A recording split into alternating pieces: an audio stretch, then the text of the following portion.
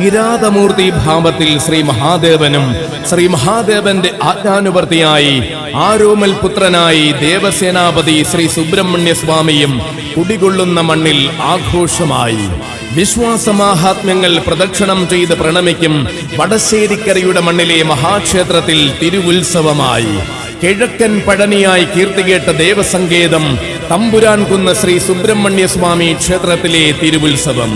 നിത്യമായ ഉപാസനയാലും ഭഗവാന്റെ സത്യദർശന സൗഭാഗ്യത്താലും ജീവിത ധന്യതയെ പുൽകിയ താന്ത്രിക ശ്രേഷ്ഠൻ ഭക്തരുടെ ദുഃഖ ദുരിതങ്ങൾ ഭഗവാനോട് ഉണർത്തിച്ച് സങ്കട നിവാരണ മാർഗങ്ങൾ തെളിയിച്ചു കൊടുക്കുന്ന ആചാര്യ ശ്രേഷ്ഠൻ ബ്രഹ്മശ്രീ മുരുകാനന്ദ സ്വാമികളുടെ മുഖ്യ കാർമ്മികത്വത്തിൽ 2026 ജനുവരി 24 മുതൽ ഫെബ്രുവരി 1 വരെ മകരമാസ പുണ്യമായി വന്നു ചേരുകയാണ് ആ മഹോത്സവം. അനുഭവ സത്യങ്ങൾ തൃക്കാൽക്കൽ പ്രണമിക്കുന്ന മഹാദേവകുമാരനായ തമ്പുരാൻ കുന്നിലപ്പന്റെ വിശിഷ്ടമായ തൈപ്പൂയ മഹോത്സവം.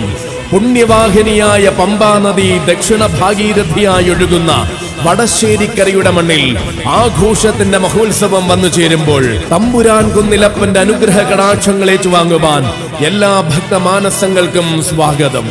സുന്ദരകുമാരനായ ദേവസേനാപതിയുടെ സന്നിധിയിൽ തിരുവുത്സവാഘോഷങ്ങളുടെ ഭാഗമായി എല്ലാ ദിവസവും തങ്കരഥം എഴുന്നള്ളത്തും പൊന്നുണ്ണി വേലായുധനെ താരാട്ടുപാട്ടി ഉറക്കുന്ന പൊന്നൂഞ്ഞാലാട്ടവും അന്നദാനവും സമർപ്പിക്കപ്പെടും.